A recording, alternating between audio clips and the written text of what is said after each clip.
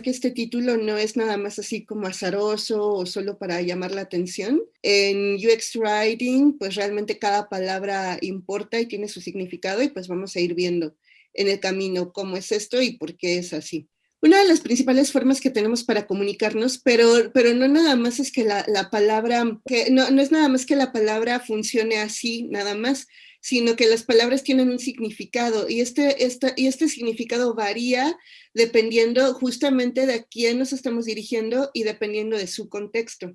Lo que pasa es que a veces los mensajes pueden ser ambiguos. Como decíamos, pues las palabras significan diferentes cosas para diferentes personas en diferentes contextos. Y por ejemplo aquí pues tuvieron que hacer la aclaración para que no se malinterpretara lo que estaba diciendo este mensaje, lo cual también implica que si tenemos que explicar demasiado la instrucción o lo que queremos comunicar, pues a lo mejor es que no estamos usando las palabras más adecuadas o no estamos expresándonos de la mejor manera para que todas las personas nos puedan entender. Pues aquí ya están dando por sentado que alguien va a malinterpretar lo que se está diciendo. Y es que la diferencia entre la palabra adecuada y la casi correcta es la misma que entre el rayo y la luciérnaga, diría Mark Twain. Porque podríamos estar usando lo que nosotros pensamos que es algo que nos pueda dar una idea aproximada, como aquí, ¿no? Pero si hubiéramos podido poner aquí la palabra correcta, ya no tendríamos que hacer como la aclaración del paréntesis abajo. Y este es, digamos que un ejemplo medio gracioso y muy, y digamos que no tiene ningún efecto más allá de que pues, a la gente que lo lea le va a dar risa. Pero hay ocasiones, como vamos a ver más adelante, en la que las instrucciones y lo que queremos comunicar tiene que ser muy claro para que las personas puedan realizar las tareas o alcanzar los objetivos que quieren alcanzar sin que se confundan y sin que se frustren por no poder realizar estas tareas. Y es que por eso es importante entender el contexto de lo que se está diciendo. Porque, por ejemplo, aquí en este caso, a lo mejor, tanto aquí como acá, pues a lo mejor no hay, vaya, nadie se va a ofender demasiado porque haya frases de doble sentido. Sí, o sea, aquí nadie se siente ofendido, digamos, ¿no? Pero en otro tipo de contexto, pues sí esperamos que se nos hable de otra manera, ¿no? Con mayor respeto o tal. Vamos a ver que la irreverencia, pues también es una manera de comunicarnos, una característica que podemos utilizar a nuestro favor, pero es delicadísima, no en cualquier momento y no todas las personas pueden ser irreverentes hasta este punto, digamos, sobre todo cuando hablamos de interfaces visuales, que es en lo que se enfoca mucho el UX Writing, lo que son aplicaciones, páginas, incluso chatbots, pues ahí es muy difícil poder ser irreverente hasta este punto como lo vemos aquí. Pero lo que yo quería que ustedes, con lo que ustedes se quedaran de esta imagen es que el contexto importa, ¿no? O sea, que no puedes usar la misma frase y el mismo tono en cualquier lugar, sino que es importante entender el contexto para que lo que vamos a decir funcione y se entienda como queremos que se entienda. Y también, más allá del contexto, también tiene que ver con la persona, porque habemos muchísimas personas y aunque hay generalidades y tendemos a generalizar, pues también hay muchos estereotipos acerca de lo que las personas piensan o la manera en que las personas se expresan. Sin embargo, cuando profundizamos acerca de un segmento en particular, es decir, personas que tienen o que comparten las mismas características, entonces ya podemos ver cómo se comunican entre ellos y que más allá de lo que nosotros pensamos o de lo que el cliché nos diría. Por ejemplo, acá dice, ajá, palabra que para una mujer tiene como 10,100 significados. Y esto es un cliché, ¿no? Porque las mujeres pues somos, se dice que somos complicadas y así, ¿no? Pero si lo segmentáramos por mujeres, por ejemplo, esta frase a lo mejor podría tener más sentido en mujeres, no sé, de cierta edad, a lo mejor de un segmento de 40 a 60 años, por ejemplo, o podría ser diferente en mujeres adolescentes que a lo mejor son mucho más directas, o, ¿saben? O sea, como que aunque hablemos hacia la generalidad, pues siempre vamos a cortar, vamos a ir acortando el grupo de personas a quien nos vamos a dirigir segmentando. Segmentar quiere decir buscar personas que compartan las mismas características y las vamos a categorizar, digamos, ¿no? Y entonces, cuando ya tenemos esta categoría de personas, pues entonces ya nos empezamos a fijar en cuál es su contexto, cuál es la manera en que hablan, cómo se dirigen entre ellas, cómo se expresan, cómo las otras personas, cómo esperan que las otras personas se dirijan hacia estas personas. Entonces, por eso es muy importante entender primero el contexto y luego también a la persona y al grupo de personas a la que nos queremos dirigir. Y pues es que también el verdadero significado de las cosas se encuentra al tratar de decir lo mismo con otras palabras. Por ejemplo, como lo que veíamos de arreglar los bajos, pues podemos decir lo mismo pero utilizando otras palabras. Puede ser también que en ese caso deliberadamente eligieron usar esas palabras porque iba a ser gracioso y porque iba a llamar la atención.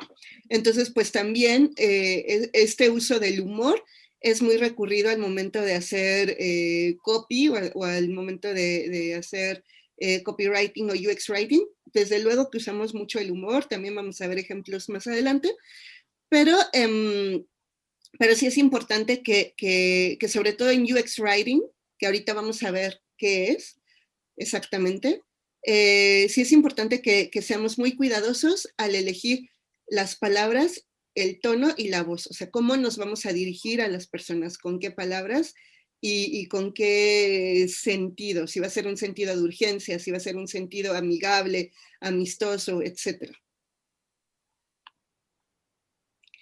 Y bueno, esta subdisciplina proviene de otra disciplina grandota que se llama UX Design. UX Design es una disciplina relativamente nueva, nació por ahí de los años 80 con un señor que se llama Don Norman, que trabajó en Apple. Él lo que descubrió es que había muchas fallas en cuanto a las interfaces por interfaces me refiero a objetos cotidianos normales que todos usamos, como por ejemplo una puerta, una tetera, las llaves, etcétera. O sea, él se daba cuenta que en muchos lugares, en muchos contextos, se hacían algo que podía ser como estándar y homogéneo, era diferente en cada lugar y entonces a él le frustraba muchísimo, por ejemplo, cuando viajaba a Inglaterra, pues que el grifo no abría del lado en que él solía abrir el grifo de agua, ¿no? Por ejemplo, o que las puertas se atoraran y en vez ¿se acuerdan cuando, si alguna vez han ido a un Sanborns o algo así, que tiene un letrerito que dice empuje y jale y tiene una manija y cuando empujas en realidad se atora y lo que tenías que hacer era jalar y así, pues este señor también se enfadaba mucho con ese tipo de cosas porque decía que eso era un error de diseño, que nosotros los diseñadores y diseñadores en general, las personas que buscamos solucionar problemas a través de procesos de diseño, decía que nosotros tenemos la gran responsabilidad de hacer estos productos y estos objetos, pues de manera que sea sencilla de usar, que no tenga que ser una superciencia poder atravesar una puerta, ¿saben? O usar una cafetera o usar nuestros propios teléfonos celulares y computadoras, ¿no? Por ejemplo, seguramente a todos los que estamos aquí nos ha pasado que llega una abuelita o nuestra mamá o una tía o alguien, un tío, que nos dice, ay, hijito, oye, ¿me puedes descargar la aplicación de no sé qué? Porque no le entiendo. O así de, ay, es que no sé entrar en mi correo electrónico, ¿me ayudas? O es que no sé cómo entrar al Zoom. Y entonces nosotros, pues que ya tenemos, digamos, como una vida digital mucho más activa y todo, pues sabemos hacerlo como muy rápido, pero hay personas que todavía les cuesta mucho trabajo porque no tienen este nivel de digitalización. Entonces, bueno, eso es lo que abarca la experiencia de usuario. Justamente la experiencia de usuario, el diseño de experiencia de usuario lo que trata es que las personas puedan alcanzar sus objetivos, resolver sus problemas con las menos fricciones posibles a través de procesos de diseño y, y que la experiencia que sientan sea deliberada. Es decir, experiencia de usuario, como pueden ustedes imaginarse, pues todos los objetos tienen experiencia de usuario, buena o mala. Pero lo que hace el diseño, cuando ya le ponemos la palabra diseño a la experiencia de usuario, quiere decir que nosotros deliberadamente vamos a generar esa experiencia, que puede ser buena si está bien diseñada o puede ser mala si no lo hicimos bien. Ahora, dentro de esa gran disciplina que es el diseño de experiencia de usuario o UX Design, pues está el UX Writing. Desde luego que también tiene otras muchas otras áreas de especialidad, el diseño de experiencia de usuario, y UX Writing es otra de estas. Y no nada más se llama UX Writing. Actualmente lo podemos encontrar, por ejemplo, si ustedes deciden buscar trabajo como UX Writers, a lo mejor van a encontrar vacantes que no necesariamente digan UX Writer. Pueden buscar un Product Writer, pueden buscar como UX Copywriter. Ojo, UX Copywriter, porque Copywriter solito, como ahorita vamos a ver, también significa otra cosa diferente.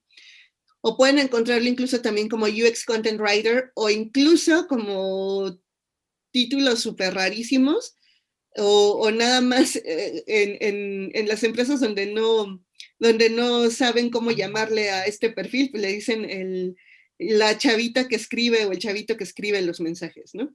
o las instrucciones o algo así. Así el individuo que escribe.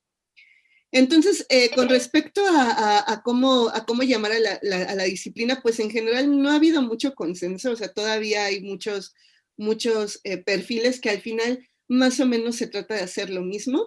El más acuñado, el más usado es UX Writer y por eso nos referimos así a él, pero todavía hay mucho desconocimiento, sobre todo en industrias como México, que todavía están inmaduras, en Latinoamérica en general, pues este rol todavía no es muy pedido ni muy buscado en las empresas, pero pronto lo será, porque ya en empresas grandes, en empresas como Google, en Amazon, en empresas de tecnología muy grandes y en otro tipo de empresas también muy grandes a nivel internacional, pues se han dado cuenta de la gran importancia que es contar con este tipo de perfiles.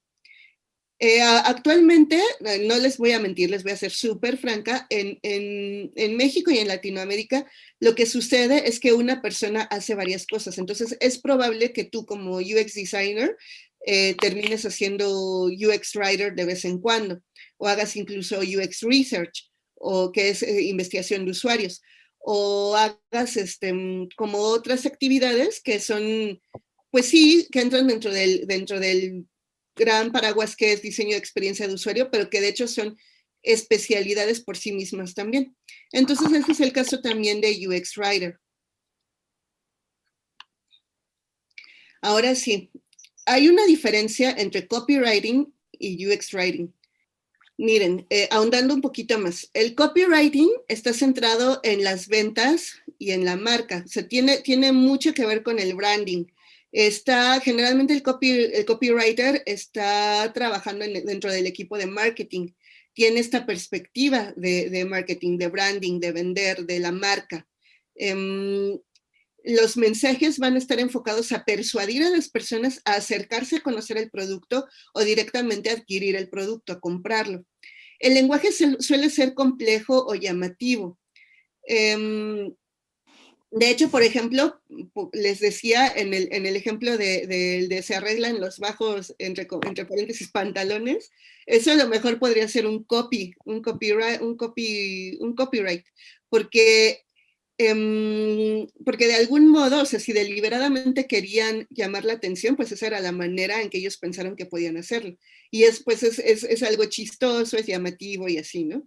Tiene un mensaje clave que generalmente está enfocado a la adquisición, a la venta o a la marca en sí. Y forma parte de campañas, cuenta una historia, generalmente cuenta la historia de las personas adquiriendo el producto o después de adquirir el producto o antes y después de adquirir el producto o de la marca en sí. En fin, es una historia la que se cuenta desde esta perspectiva de marketing a través del copywriting. Por otro lado, el UX Writing es algo mucho más sencillo. Sencillo, entre comillas, porque generalmente se usan menos palabras, es un lenguaje mucho más simple, más acotado y más claro. Pero lo que sí lo diferencia mucho es que por un lado está centrado en las personas. Esto quiere decir que está interesado en hablarle como de tú a tú a las personas que están usando el producto en el que estamos escribiendo. La perspectiva es de producto en vez de la perspectiva de marketing que tiene el copywriter. ¿Y cómo la perspectiva del producto? Pues el UX Writer generalmente trabaja dentro del equipo de producto, no dentro del equipo de marketing. El UX Writer trabaja desde los orígenes cuando se está diseñando, construyendo el producto. Contrario al copywriter, que el copywriter empieza a trabajar en este flujo a lo mejor una vez que ya tenemos el producto, que ya se generó la marca, una identidad de marca, entonces empieza a generar los mensajes. El UX Writer lo hace desde el producto para ir ayudando a las personas. El UX Writer ayuda, guía a través de una interfaz para que las personas podamos cumplir nuestros objetivos dentro de una plataforma. Por ejemplo, si queremos darnos de alta en nuestro correo de Google, por ejemplo. El UX Writer es el que te escribe todos esos mensajitos de cómo tú debes hacer para poder darte de alta dar de alta una cuenta de correo en Google, por ejemplo. Eso hace que el lenguaje tenga que ser muy simple. Si se dan cuenta, pues ahí no da tiempo de contar grandes historias. O sea, tienes que ponerle, escribe tu nombre aquí o coloca el nombre que quieres para tu correo aquí, ¿no? Tiene que ser algo muy directo y muy simple. Nos guía a través de flujos. Esto quiere decir que a lo mejor vamos a tener varias pantallas, o sea, a veces es una sola pantalla, pero digamos que son varios pasos los que vamos a tener que seguir para poder completar una tarea a través de la cual el UX Writer va a guiar a las personas que estén usando el producto. Genera conversaciones. Esto es importante. O sea, no quiere decir que vamos a estar allí platicando con las personas, pero sí se debe de sentir así. Las personas tienen que sentir que les estamos hablando a ellas, que estamos teniendo un diálogo, que les estamos hablando en su mismo idioma y que pueden tener confianza en lo que nosotros les estamos diciendo que hagan. Esto crea a su vez experiencias dentro del producto, experiencias que se viven a través del diálogo. Si nosotros escogemos bien las palabras, como ya mencioné antes, que es muy importante, si entendemos el contexto, si entendemos a las personas a las que les estamos hablando y podemos comunicarnos en el idioma en que lo necesitan, entonces podemos generar una buena experiencia para el producto.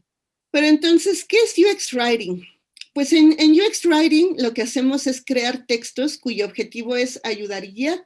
Básicamente eso es lo que se hace, para eso existe el UX Writer. El UX Writing está, como les dije, centrada en las personas. Esto es muy importante porque esto quiere decir que, como les decía, pues vive dentro de esta gran disciplina que es diseño de experiencia de usuario, y diseño de experiencia de usuario, su corazoncito, digamos, que es algo que se llama diseño centrado en las personas. Y el diseño centrado en las personas, pues como pueden imaginarse, pues no es otra cosa más que generar productos, ideas, diseños que respondan a las necesidades de personas, de seres humanos. Entonces, pues el UX Writer se guía a partir de eso, comparte también junto con el UX Design este corazoncito que es el diseño centrado en las personas, y eso implica que se hace un proceso de diseño a través del cual primero hacemos investigación, tratamos de conocer muy bien a las personas a las que nos vamos a dirigir. Como les decía, pues si tenemos un segmento grande así de hombres o mujeres, no, pues mujeres.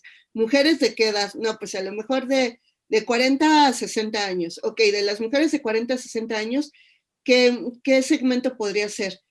pues podríamos ahí segmentar, por ejemplo, como lo harían desde marketing, pues a lo mejor por nivel socioeconómico, pero como lo hacemos también desde el diseño de experiencia de usuario, es a través de comportamientos. Entonces podría ser, por ejemplo, mujeres de 40 a 60 años que leen la revista TV y Novelas. Y ahí ya tenemos cada vez, vamos cerrando un poquito más esta gran masa de gente que tendríamos en un principio si nada más dijéramos que querríamos diseñar como para todo el mundo, ¿no?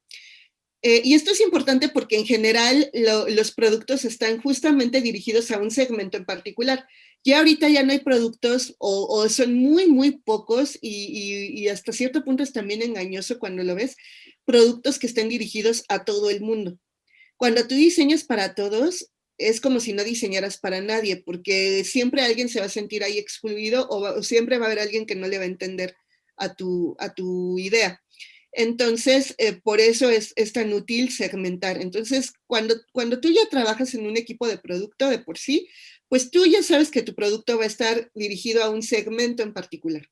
Entonces tú, dentro de este proceso de creación de producto, dentro de este proceso de diseño, pues tenemos que investigar primero a las personas a las que nos estamos dirigiendo y luego ya empezar a generar ideas acerca de cómo podemos plantearles soluciones a los diferentes retos a los que se van a ir enfrentando en el producto. En este caso, por ejemplo, pues diferentes flujos, ¿no? ¿Cómo los vamos a ir guiando para que puedan utilizar realmente el producto? Por ejemplo, no sé si se han dado cuenta que cuando compramos recién un teléfono, últimamente, o incluso una aplicación, cuando descargamos una aplicación, algunas tienen algo que se llama walkthrough, que significa que es como un pequeño paseo, te dan un recorrido guiado con animaciones y todo, donde te van diciendo, pues si quieres hacer esto, pícale aquí. Si quieres tomar una foto, pícale acá. Si quieres salir de esta ventana, pícale acá. Y si quieres, por ejemplo, compartir la pantalla, pues entonces puedes picarle aquí. Y entonces tú ya puedes darte una idea rápidamente de cómo funciona tu aparatito. O por ejemplo, igual cuando quieres darte de alta en alguna interfaz, pues te va diciendo, bueno, pues ya en general, por ejemplo, ya todos sabemos más o menos cómo es un login, cómo te das de alta, por ejemplo, eh, para un nuevo correo electrónico o para este tipo de productos en los que te piden que llenes como cierto número de datos, ¿no? Como formularios. Entonces, ahí digamos que pues aunque ya sabemos más o menos qué esperar, ya sabemos qué datos nos van a pedir, así, no, pues me van a pedir mi número, mi correo electrónico y tal, ¿no? Mi país y esto. Pero podemos nosotros como UX Writers pues generar mejores experiencias. ¿Y esto cómo? Pues definiendo una voz y un tono. Más adelante también vamos a ver a qué se refiere exactamente a la voz y el tono, pero a grandes rasgos pues es cómo les vamos a hablar al usuario. Les vamos a hablar de tú o de usted. Vamos a ser nos vamos a tomar la libertad de ser muy graciosos o tenemos que ser muy serios. Podemos usar, por ejemplo, slang o palabras que se usan de manera informal o tenemos que usar cuidadosamente el lenguaje de manera más académica. Todo esto va a depender de la investigación que ya hayamos hecho en nuestro proceso de diseño centrado en las personas. Obviamente todo esto es un trabajal y no lo puede hacer una sola persona, dependemos de un equipo. Dependemos, entre comillas, interdependemos, digamos, unos nos necesitamos a otros, y entonces a diferencia del copywriter, que a lo mejor él sí podría generar ideas él solito ahí en su rincón, los UX writers siempre trabajamos en equipo. Y otra característica más del UX writer es que es content first. Esto quiere decir que es una buena práctica que la verdad es que no se hace todavía tan frecuente en mercados inmaduros como en Latinoamérica y México, pero es ya una buena práctica a nivel internacional, que es en vez de crear primero todo el diseño de tu interfaz, por ejemplo, si vamos a hacer un sitio web, en vez de decidir primero dónde va la imagen y dónde va el texto y dónde va el título y tal, lo primero que haces es crear el contenido. Y entonces sí, los diseñadores de interfaz ya con base en el contenido que se va a crear para ese producto, entonces ya empieza a crear las cajitas de dónde va a ir cada cosa. Esto es importante porque a veces lo que pasa es de que hay cajitas y resulta que había que el contenido era más largo y entonces pues empieza a descomponer todo porque el diseñador pensó que pues todo iba a caber en una cajita de tal tamaño, pero pues entonces se desborda, todo se enchueca y entonces se empieza a ver feo y es un cuento de nunca acabar porque hay que reducir caracteres, hay que cambiar cosas, entonces bueno, pues si se vuelve, ahí es donde se nos hace bolas el engrudo. ¿Y qué otras características tiene el UX Writing? Bueno, pues es claro, como son instrucciones, necesitamos asegurarnos de que las personas entiendan perfectamente lo que tienen que hacer. No tenemos como espacio para ambigüedades, entonces tiene que ser muy claro y muy conciso. Tiene que ser constructivo, tiene que hablar, que ser en un tono muy, muy amable, muy amigable. También es conversacional, como les decía, pues no es que nosotros estemos ahí platicando con la gente, pero se tiene que sentir cercano, se tiene que sentir que alguien te genera confianza porque te está acompañando en este caminito de seguir pasos, ¿no? Y tiene que ser consistente, eso es muy importante, o sea, tiene que sentirse más o menos igual en toda la interfaz, en todo el producto, como si te hablara la misma persona.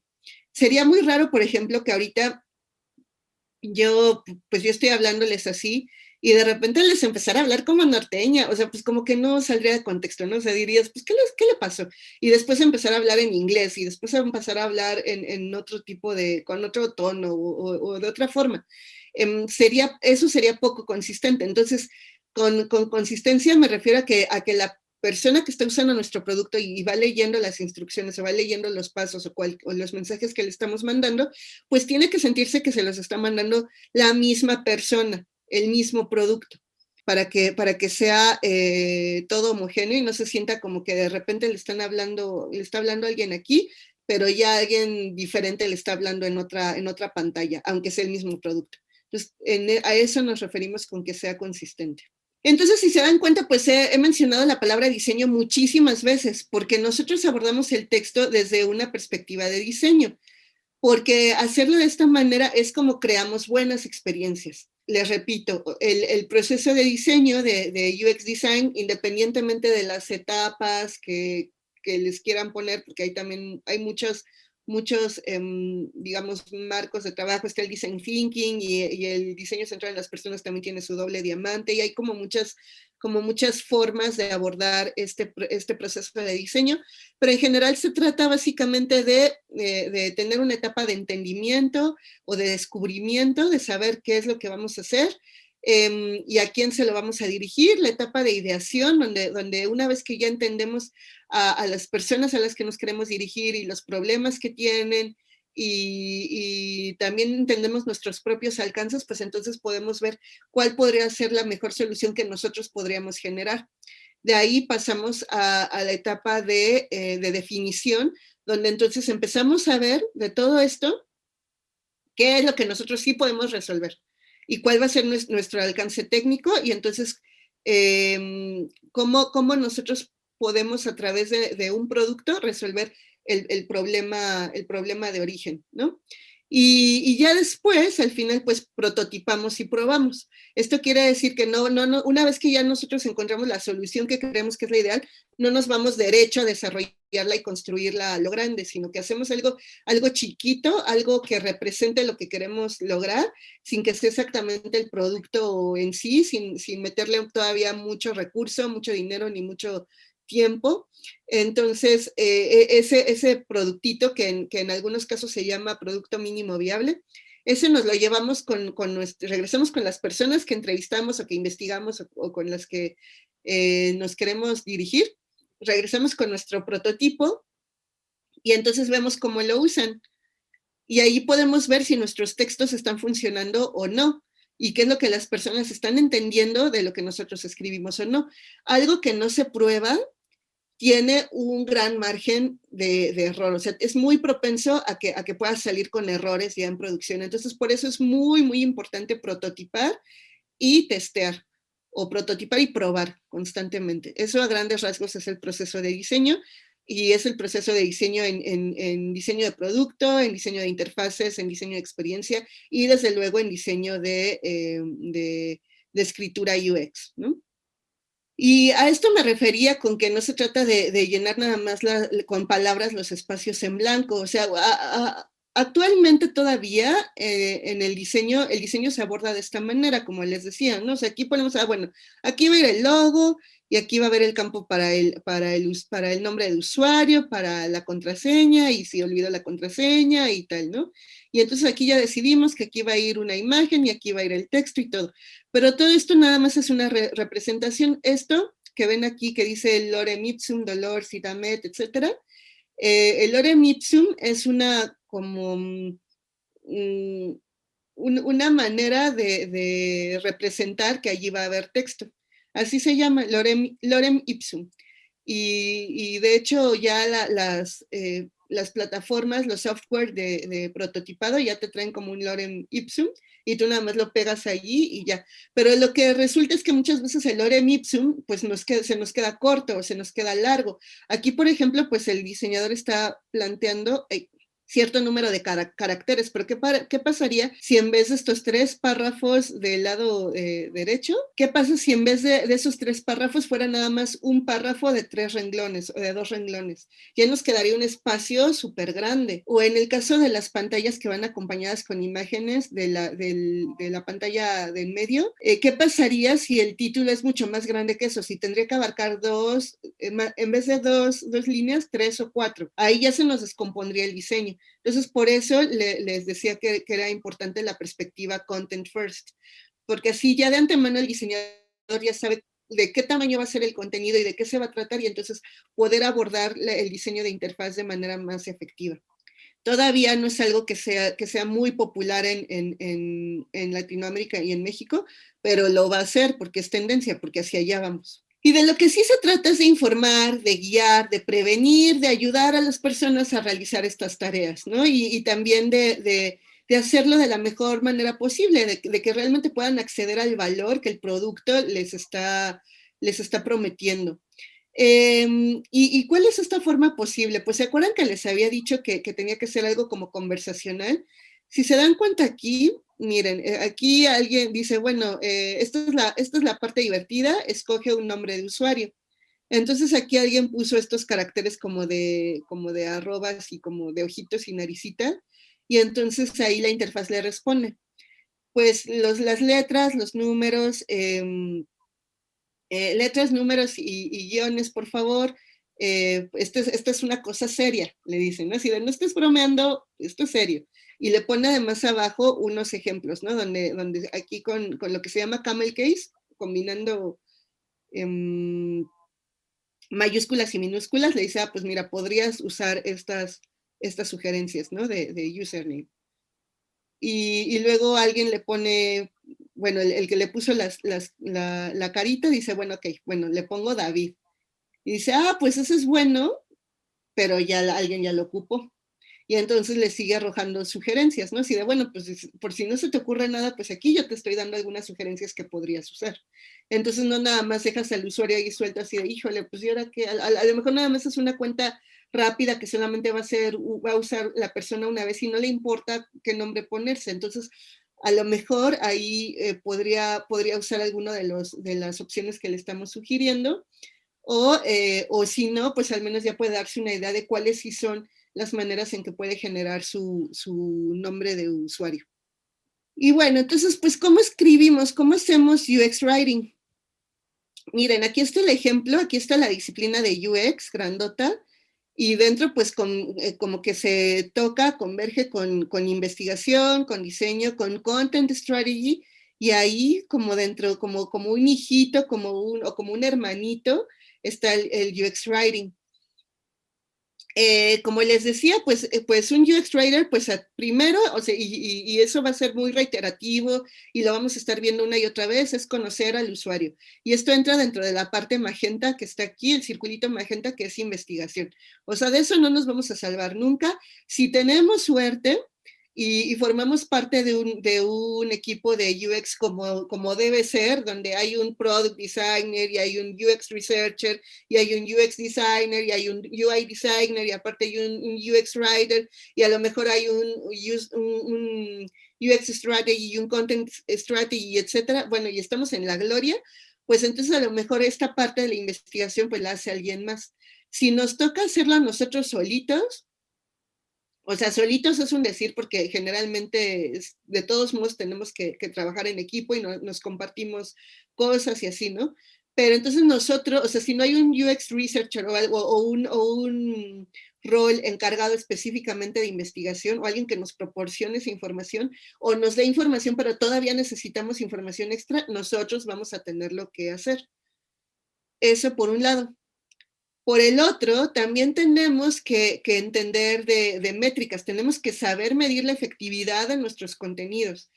Esto también puede ser un poco complicado porque si de por sí, les digo, o sea, nuestro mercado está de por sí medio como en pañales. Las métricas a duras penas, las métricas de desempeño de un producto más o menos las vamos adoptando, ¿no? Tenemos diferentes herramientas a través de las cuales podemos ir viendo pues el desempeño de un botón o el desempeño de una pantalla o dónde se cayeron los usuarios o tal, ¿no? Y esas son métricas, o sea, cuántos de cuántos usuarios estuvieron tanto tiempo, cuántos de cuántos usuarios terminaron todo el flujo, cuántos de cuántos usuarios vieron cierto número de páginas en mi producto o en mi sitio web. Nosotros tenemos que poder entender esas métricas y saber leer los datos y también tener mucha sensibilidad para saber si nuestro contenido forma parte del éxito o la falta de este en alguno de esos puntos, ¿no? Para eso también tenemos que entender los objetivos del negocio, porque desde luego, aunque nosotros siempre vamos a estar centrándonos en las personas usuarias de nuestro producto, pues también tenemos un negocio que cuidar y dentro de ese producto pues también tenemos objetivos de negocio. Finalmente nosotros creamos un producto para entregar un valor o una solución o darle algo valioso a nuestros usuarios que queremos que lo reciban. Y en retribución pues ellos nos van a dar algo a cambio también, ¿no? Dinero, recomendaciones, buena reputación, etcétera.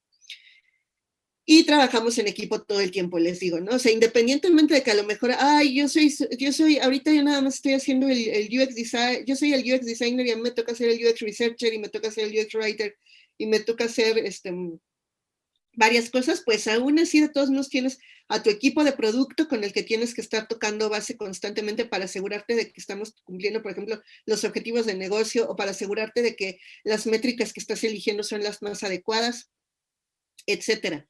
Siempre vamos a tener personas con las que vamos a trabajar alrededor. No nos mandamos solos, por decirlo de algún modo, pero tampoco trabajamos solos y la verdad es que está muy bien, porque eso nos da una perspectiva muy amplia de lo que hacemos y lo podemos hacer mejor.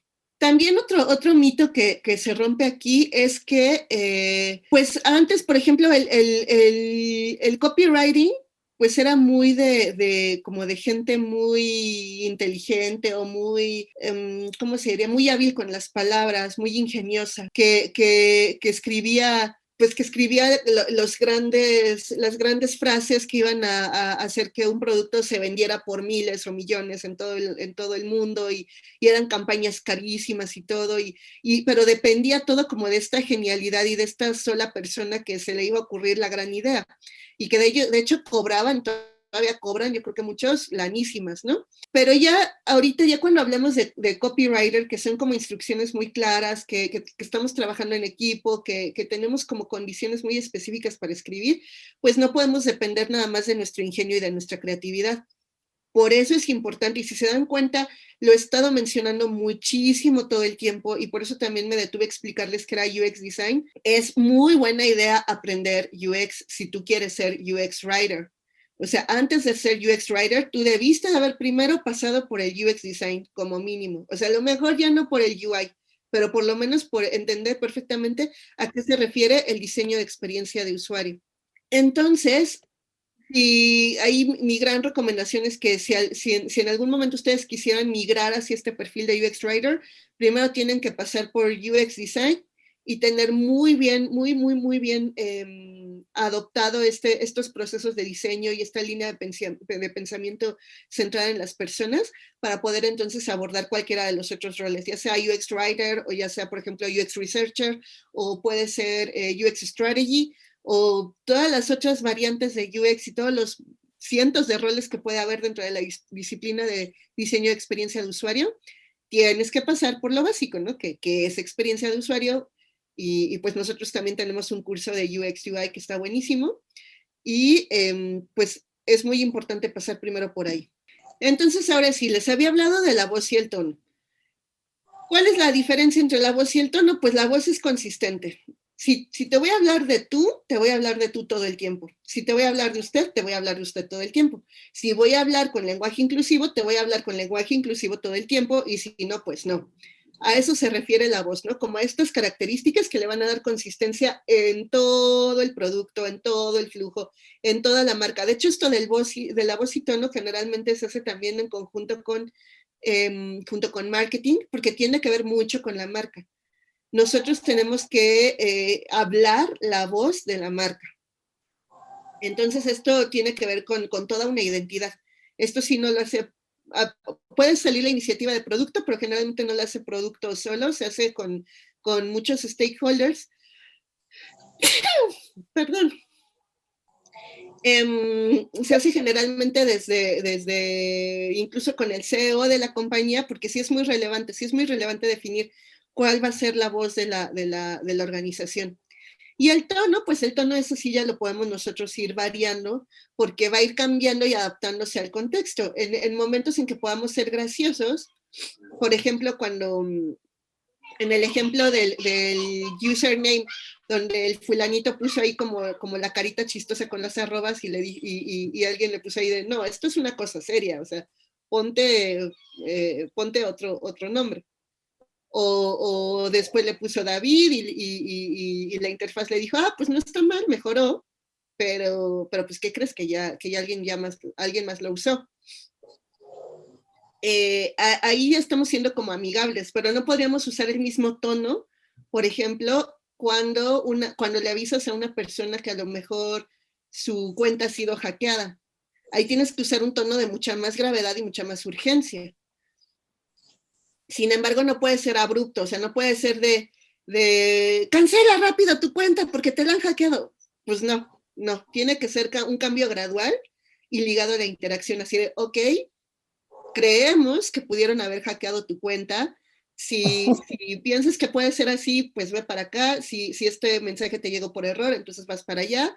Y entonces ya le vamos indicando los pasos, así digamos que tranquilamente al usuario, pues qué es lo que tiene que hacer. Porque si no, es como cuando hay un incendio, ¿no? Tú puedes decirle a la gente, puedes tranquilizarla y decirle que salgan en orden, o puedes gritar y que cunda el pánico y decir, sálvese quien pueda. Y entonces, pues, generas una mala experiencia. Y lo importante de ambos es que no es que ya una vez que ya crearon la voz y que ya también establecimos el tono en las diferentes etapas del flujo de usuario, no es que ya se va a quedar así para siempre, es que tenemos que estar revisando, y por eso también las métricas son importantes, revisando constantemente qué tan efectivo está siendo esta voz y este tono. La voz luego sí es un rollo, porque como les digo, pues es algo que toda la organización debe de adoptar, que se hace en trabajo conjunto junto con la alta dirección o los founders o con marketing también. Entonces, pues de repente así si no funciona una voz y volverla a cambiar, pues también implica mucho trabajo. Por eso hay que hacerlo muy bien desde el principio, hay que esforzarse en tener una voz con la cual nos podamos identificar y que podamos mantener la consistencia en todos los canales y en todos los lugares donde nuestra marca se vaya a comunicar con las personas. Y el tono, pues el tono sí ya puede ir variando de acuerdo a como les decía, ¿no? Pero incluso también puede evolucionar y puede cambiar, porque las personas cambiamos, las comunidades también, los grupos humanos cambiamos, evolucionamos, o sea, simplemente ya nuestra sociedad no es la misma y no va a volver a ser la misma del año pasado para acá, y pues esos cambios también se tienen que reflejar en los mensajes y en las diferentes formas en que nosotros nos comunicamos con las personas. Aquí, pues evidentemente hay un bot automático en el cual, pues alguien en Twitter le pregunta a BBVA si puede depositar a una cuenta, si solo tiene el número de la tarjeta, y pues tiene un nombre que es chistoso, pero pues que, pues que es un poco, o sea, esta chica está usando ese nombre porque ella se lo está apropiando, digamos. Pero si lo leyéramos fuera de contexto, si leyéramos nada más ese mensaje, pues podríamos decir, órale, pues qué onda con los de BBVA, ¿no? ¿Por qué le están diciendo así a esta usuaria? Porque aquí hay una automatización en la cual le ponen hola y el nombre del usuario y lo jalan de algún lado automático y le pone gracias por contactarnos, la. Pero imagínense eso fuera de contexto, o sea, nosotros bajo ninguna circunstancia, aunque la usuaria se llame así a sí misma, nosotros bajo ninguna circunstancia podemos ni debemos usar ese tipo de palabras a ese nivel, ¿no? Entonces, pues eso es lo que pasa también cuando tenemos pues esas automatizaciones, pues es un riesgo. Y por otro lado, pues con las palabras tú puedes acariciar a la gente. Imagínate que estos mensajes, ¿no? Que te llegan así de, híjole, o sea, imagínate que tú estás del otro lado de la pantalla, a lo mejor en un call center o lo que sea, y te das cuenta que a una persona le acaban de vaciar su cuenta. Tú no puedes llegar y decirle así como si nada, así sin ninguna sensibilidad, decirle a la persona, oiga, pues le llamo porque ¿qué cree? Que usted tenía, no sé, 2 millones de pesos ahorrados, así el ahorro de toda una vida. Usted tenía 2 millones de pesos ahorrados, pero pues ya pues se lo acaban de vaciar y ya no tiene nada en su cuenta, tiene cero. Uno no puede ser tan insensible, o sea, tú tienes que ser muy claro y decirle tal cual que perdió todo, pero tienes que dar también apoyo moral, ¿no? Porque es un momento sensible en el cual las personas se sienten vulnerables y necesitan ayuda. Y tú tienes que tener la voz y el tono para poder ayudar a las personas, pero también tranquilizarlas en ese tipo de momentos. Entonces, por eso es tan relevante esta frase, porque nosotros podemos hacer que un evento muy desafortunado lo podamos hacer a lo mejor, llevarlo por lo menos como mínimo con el mayor respeto y sensibilidad posible.